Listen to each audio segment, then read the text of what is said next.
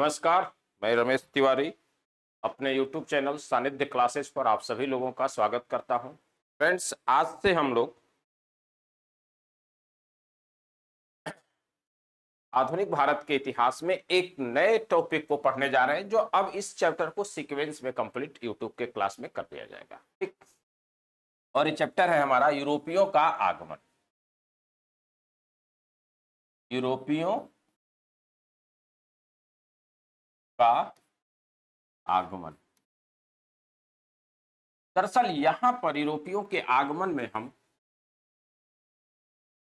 Chapter पुर्तगाल से शुरू करेंगे और आपको फ्रांसीसी तक लेकर चलेंगे। जो सीक्वेंस है यूरोपियों के आने का, उसी सीक्वेंस में इस चैप्टर को, इस क्लास को हम कंप्लीट करेंगे एक एक करके। तो इसके लिए 2-3 क्लास लेना पड़ेगा और सीक्वेंस में ही क्लास चलेगा। तो ज्यादा से ज्यादा लोग आप जुड़िए और इसका लाभ उठाइए। सवाल यह है कि भारत में यूरोपीय कंपनियों का आगमन क्यों हुआ, यूरोपीय लोग आए क्यों? पहला तो सवाल यही है, फिर हम घटनाक्रम पर चलेंगे। तो सबसे बड़ी बात यह है कि कोई भी, चाहे यूरोपीय आए, उससे पहले मुगल आए, तुर्क आए, जो भी लोग आए भारत में, तो उनके पीछे का उद्देश्य था, जिसको एक फार्मूला में मैं बांधा हूं, उसका नाम है 3G। 3G 3 कारण थे। 3G, जी का मतलब है, एक जी का मतलब है गोल्ड, दूसरे का है गॉड और तीसरे का अर्थ है ग्लोरी। तो ये 3 महत्वपूर्ण कारण थे उनके आने का। गोल्ड,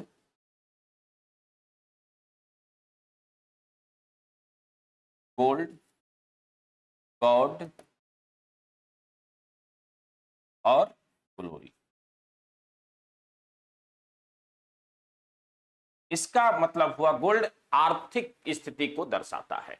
वे आर्थिक कारणों से भारत पर आए, भारत की तरफ आए, भारत पर आक्रमण किए, जीते और यहाँ पे अपने साम्राज्य की स्थापना की। तो ये गोल्ड आर्थिक स्थिति को दर्शाता है। और आप जानते हैं कि ये मध्यकाल से, प्राचीन काल से ही चला आ रहा था कि भारत सोने का चिड़िया है। यूरोपियों के भी भारत आगमन का मुख्य कारण यही है, आर्थिक कारण है। दूसरा है गॉड।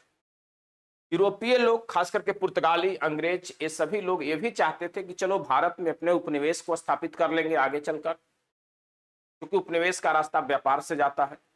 व्यापारिक गतिविधि करेंगे, फिर धीरे धीरे साम्राज्यवाद, फिर उपनिवेशवाद। तो वहां पर जब हमारा स्थिति मजबूत हो जाएगा, हम आर्थिक लाभ भी लेंगे, उसके बाद अपने धर्म की स्थापना भी करेंगे, अपने धर्म का प्रचार प्रसार भी करेंगे। तो यहां पर यूरोपीय लोग ईसाई धर्म के प्रचार प्रसार के उद्देश्य से भी आए थे। और देखिए, तुरंत ये उद्देश्य प्रकट भी हो गया। तुरंत का तुरंत आप देखेंगे तो यह उद्देश्य प्रकट हो जाता है। पुर्तगाली लोग बड़े स्तर पर यहाँ कन्वर्जन कराए, अंग्रेज लोग भी संगठित तरीका से यहाँ पर कन्वर्जन कराए, ईसाईकरण करवाए। तो ये 2 मुख्य कारण है। तीसरा कारण है ग्लोरी। देखिए, मनुष्य का फितरत है कि वो यश की प्राप्ति करना चाहता है, प्रतिष्ठा की प्राप्ति करना चाहता है। और जिसके पास धन हो, जिसके साम्राज्य की, धर्म की, जिसके संस्कृति का प्रचार प्रसार हो रहा है, जिसका एक बड़ा क्षेत्र में साम्राज्य स्थापित हो गया, उससे बड़ा प्रतिष्ठा किसका होगा? महारानी के सम्मान में कहा जाता था, एक कहावत चलता है इतिहास में, कि विक्टोरिया के साम्राज्य में सूर्य अस्त नहीं होता था।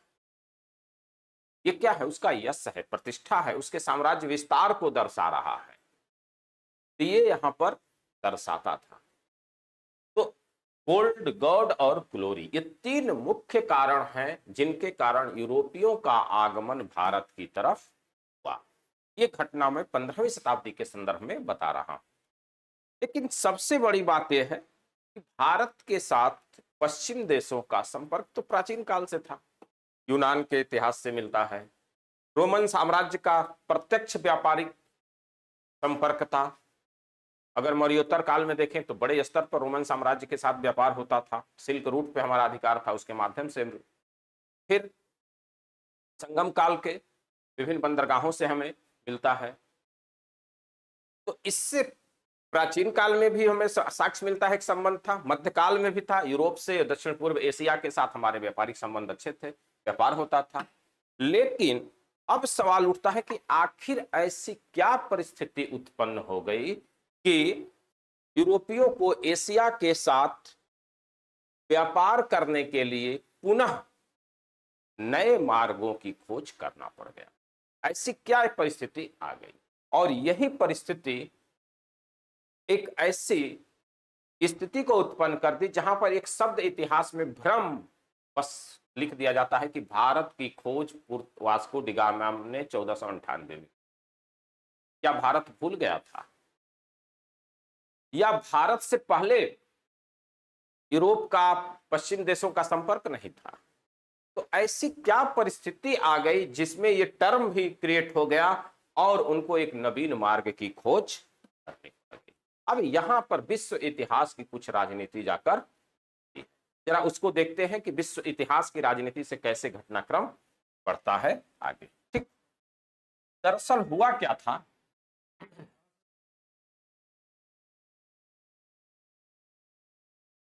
हुआ क्या था आप जानते हैं कि यूरोप में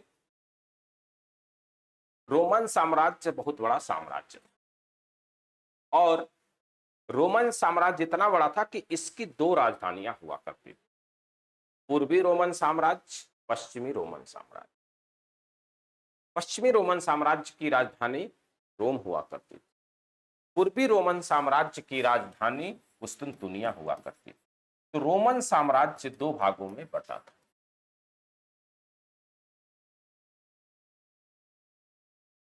इसके पश्चिम की राजधानी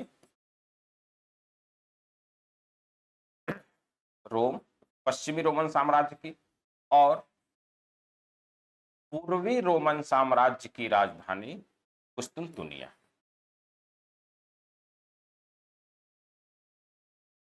हुआ करती।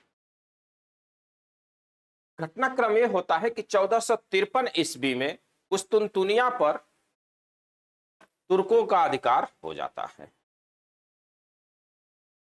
और जब तुर्कों का अधिकार हो जाता है तो निश्चित रूप से जो रोमन साम्राज्य के वेनिसवासी लोग थे, वे लोग जो भारत के साथ, पूर्वी देशों के साथ अपने व्यापारिक संबंध स्थापित किए थे, व्यापार कर रहे थे, उसमें गड़बड़ी आ गई। क्योंकि जो पूरब के देशों के साथ, भारत के देशों के साथ जो रास्ता जाता था एशिया माइनर का, वो कुस्तुनतुनिया से होकर जाता था। अब इस पे अधिकार किसका हो गया? तुर्कों का हो गया। आगे चलकर 1453 की यह घटना है, तुर्कों का अधिकार हो गया। तुर्क सुगमता पूर्वक इनको जाने नहीं देते थे, या रास्ता ही नहीं देते थे, क्योंकि पूरब के साथ व्यापार पर एकाधिकार था वेनिस वासियों का और अरब लोगों का। ऐसी स्थिति में अब यूरोप में खलबली मच गई, क्योंकि यूरोप के लिए भारत अब जरूरी नहीं मजबूरी बन चुका था।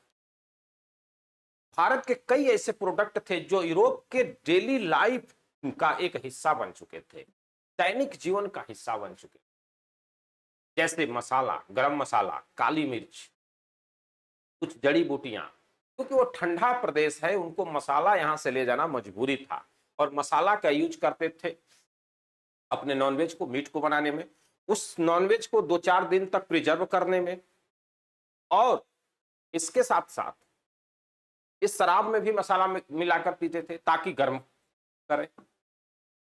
इस तरह से उनके डेली लाइफ का जीवन, दैनिक जीवन का हिस्सा था भारत के साथ संबंध, क्योंकि भारत के कई ऐसे प्रोडक्ट थे जो उनके लिए जरूरी। अब वो उनके यहाँ खल मची रे, जो खलबली मच गई यूरोप में कि भाई कैसे पहुंचा जाए, इस पर तो तुर्कों का अधिकार हो गया। लेकिन संयोग की बात यह है कि सेम टाइम पर 15वीं शताब्दी तक आते आते यूरोप में पुनर्जागरण आ गया था। जरा पुनर्जागरण को समझ लेते हैं, फिर आगे बढ़े। पुनर्जागरण आ गया था। पुनर्जागरण क्या है? वैसे तो विश्व इतिहास का घटना है, विश्व इतिहास में आपको पढ़ना होगा, लेकिन थोड़ा सा बता देता हूं। पुनर्जागरण वह अवस्था है जिसमें मनुष्य अपने जीवन के अनुकूल, अपने जीवन को परिष्कृत, विकसित करके एक मानवीय तरीका से, गरिमामय तरीका से जीवन जीने के लिए परिस्थिति उत्पन्न करता है, विकास करता है। उस अवस्था का नाम है पुनर्जागरण, जहां पर ज्ञान विज्ञान का विकास हुआ, भौगोलिक खोजों को बढ़ावा दिया गया, तार्किकता को, कारणता को महत्व दिया गया, साहित्य का, आधुनिक साहित्य का विकास हुआ। तो सब मिला जुलाकर वैसी परिस्थिति आ गई जहां से मानवीय जीवन एक परिष्कृत, विकसित होकर आगे बढ़ने के लिए तैयार। अब वहां पर चूंकि पुनर्जागरण आ गया था, ज्ञान विज्ञान को महत्व दिया जा रहा था, वैज्ञानिक डेवलपमेंट हो चुके थे, इसलिए इन यूरोपवासियों को वैकल्पिक मार्ग ढूंढने में कोई बहुत ज्यादा कठिनाई समझ में नहीं आई, क्योंकि उनके अंदर एक उत्साह था कि हम खोज लेंगे रास्ता। और इस वैकल्पिक मार्ग खोजने में जो सबसे अग्रणी भूमिका निभाया वह देश था पुर्तगाल। तो अब हम आते हैं पुर्तगाल पे। वह देश था पुर्तगाल। दरअसल हुआ क्या था कि पुर्तगाल के जो शासक थे उनका नाम था हेनरी। क्या नाम था उनका? हेनरी। इनका नाम था हेनरी। स्वयं एक अच्छा नाविक था और समुद्री यात्रा, समुद्री खोज में रुचि लेने वाला व्यक्ति। इसके रुचि लेने के कारण और नाविक का ज्ञान होने के कारण हेनरी द नेविगेटर की उपाधि इसे दी। हेनरी द नेविगेटर की उपाधि। इस तरह से इसको हेनरी द नेविगेटर कहा जाता है। शासक बहुत भौगोलिक खोजों में रुचि लेने वाला था, स्वयं प्रयास किया लेकिन बहुत सफलता उसको नहीं मिली।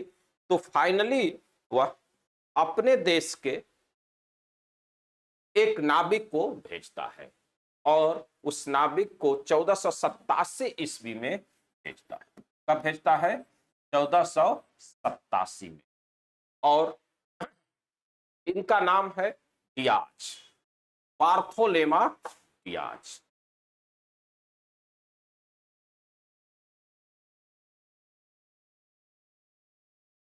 बार्थोलेमा डियाज भाई साहब। बार्थोलेमा डियाज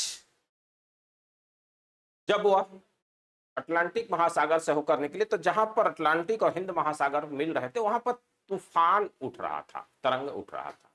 उस जगह को केप ऑफ गुड होप कहा जाता है। तो केप ऑफ गुड होप पर जब पहुंचे तो वहां पे दो धाराएं, समुद्री धाराएं मिल रही थी और उस समुद्री धाराओं को यह पार,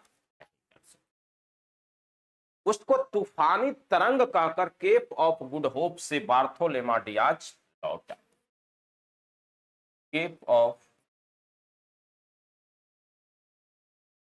गुड होप, आशा अंतरिक्ष बोलते हैं, ये यहां से लौट आए और इसका नाम दिए तूफानी तरंग। देखिए ये बार्थोलेमा डियाज का लौटना एक बहुत बड़ा मैसेज भी है। आपको एक बार सिलेक्शन लेना हो, कोई बड़ा काम करना हो, इतिहास में नाम दर्ज करवाना हो, अगर कोई अच्छा करना है सब मिलाकर ये, तो आपको एक बार हिम्मत जुटाना पड़ेगा। ये नहीं जुटा पाए और यहीं से लौट गए और भारत के इतिहास में और पुर्तगाल के इतिहास में एक लाइन में सिमट कर रह गए कि बार्थोलेमा डियाज नामक कोई व्यक्ति था। ठीक है। इस तरह से ये घटना। अब ये जब लौटाए तो हेनरी द नेविगेटर निराश नहीं हुआ, बल्कि वह एक अगले नाविक को भेजता है, उसका नाम है Vasco da Gama. Vasco da Gama. Vasco da Gama Bharat की खोज करने के लिए चलते हैं और 1498 ईस्वी में पुर्तगाली नाविक वास्को डिगामा तूफानी तरंग को पार करके हिंद महासागर में प्रवेश कर जाते हैं। जब ये आते हैं तो देखते हैं सच में यहाँ पे तूफान उठ रहा है, लेकिन तब वहीं पर इनको एक बात समझ में आती है कि डर के आगे जीत है। 1 मिनट का अगर हिम्मत जुटा लिए और इस तूफानी तरंग को पार कर गए तो फिर हमारा विजय ही विजय है। और यही हिम्मत की जरूरत होती है सिविल में भी। कभी कभी लोग पीटी 1-2 फेल होते हैं, निराश हो जाते हैं। ऐसा नहीं है, एक बार हिम्मत करने की जरूरत। और देखिए एक हिम्मत आज भारत के इतिहास में, यूरोप के इतिहास में वास्को डिगामा को हीरो बनाकर रखा है। स्वर्ण अक्षर में है। जब भी आप भारत के, आधुनिक भारत का इतिहास पढ़ेंगे, वास्को डिगामा को जरूर पढ़ेंगे। परीक्षाओं में पूछे जाते हैं। भारत के परीक्षा में रहने वाला व्यक्ति पुर्तगाल का है, क्योंकि उसने हिम्मत किया। इसलिए हिम्मते मर्दा मददे खुदा, जो हिम्मत करता है उसी का मदद खुदा भी करता है। बात को समझ लीजिए। तो वास्को डिगामा पहुंचे हिंद महासागर में, और ये भारत के कालीकट के तट पर केरल में पहुंचते हैं। इनका पथ प्रदर्शक जो था उसका नाम था अब्दुल मनीद। अब्दुल मनीद, ये इनका पथ प्रदर्शक था। ये गुजराती है। एक बार ये भी पूछा गया है कि कौन था ये, तो ये गुजराती है, अब्दुल मनीद नाम से जाना जाता है।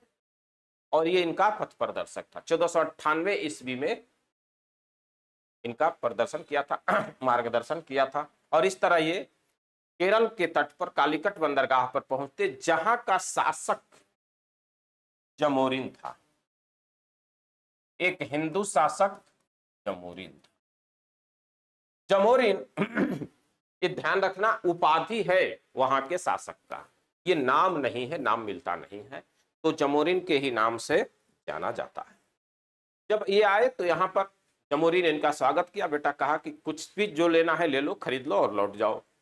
इस तरह से यहाँ से जड़ी बूटी मसाला लेकर लौट गए।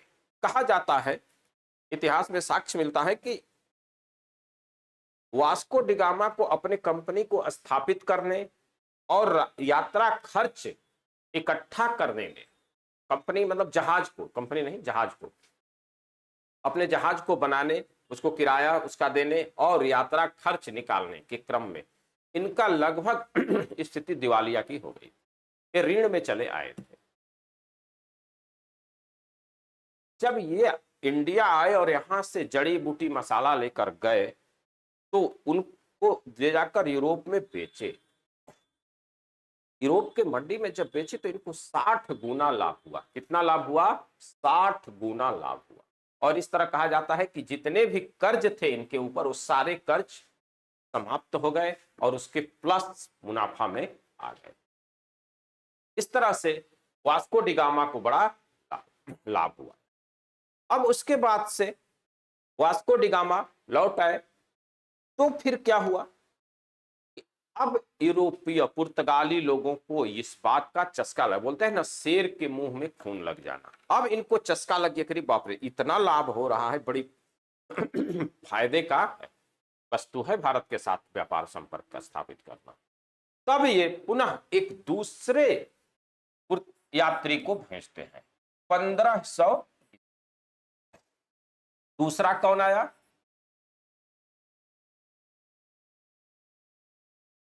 Petro Alvarez Cabral. क्या नाम है? Petro Alvarez Cabral. तो शॉर्ट में लिख दे रहा हूं, कैब्राल भाई साहब आए। ये 1500 ईस्वी में आया, आने वाला दूसरा पुर्तगाली यात्री है। ध्यान रखना, ये सवाल बड़ा महत्वपूर्ण है। पहला वास्को डिगामा नहीं अब पूछा जाता, कॉमन सवाल हो चुका है, लेकिन ये जरूर पूछा जाता है और ज्यादातर बच्चे इसको इग्नोर करते हैं और उसको पढ़ लेते हैं। तो पेट्रो अल्वारेज कैब्राल आया और उसके बाद से वास्को डिगामा पुनः भारत आता है 1502 ईस्वी में।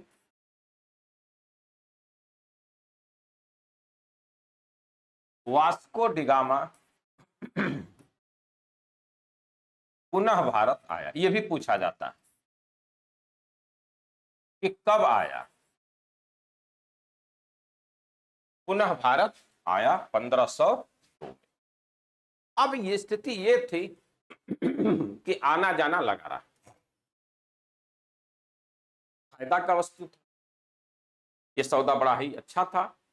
ये स्थिति हो गई थी कि आने जाने के क्रम में कहा जाता है कि यूरोप में लिस्बन व्यापारिक केंद्र बन गया था। सारे यूरोप के सारे यूरोप के देश पुर्तगाल की राजधानी लिस्बन आते थे, वहीं से सामान खरीद, जड़ी बूटी मसाला जो भी उनकी जरूरत की होती थी, महंगे दाम पे पुर्तगाली उनको बेचते थे। ये अब यहां पर पुर्तगाल के शासक को यह लगा कि क्यों ना व्यापार करने के लिए एक संगठित रास्ता अपनाया जाए, ताकि भारत के साथ का व्यापार हमारा अनवरत रूप से चलता रहा। तो इस अनवरत रूप से चलने के क्रम में यहां पर देखेंगे तो एक कंपनी स्थापित की जाती है इन लोगों के द्वारा।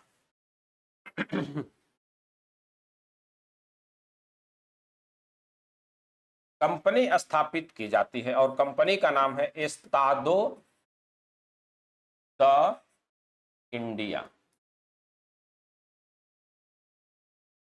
ये कंपनी स्थापित की गई। अब कंपनी के माध्यम से भारत के साथ व्यापार किया जाएगा, अर्थात ये हुआ कि एक संगठन बना दिया गया जिसका नाम कंपनी है। वो कंपनी अब पूरा व्यापार का देखरेख करेगी और कंपनी अपने व्यापार के सुविधा के लिए सोची कि भारत में अब हम असंगठित तरीका से व्यापार न करें बल्कि संगठित सुनियोजित तरीका से इसको आगे बढ़ाया जाए। उसके लिए उसने व्यापारिक कोठी भारत में स्थापित की और पहली व्यापारिक कोठी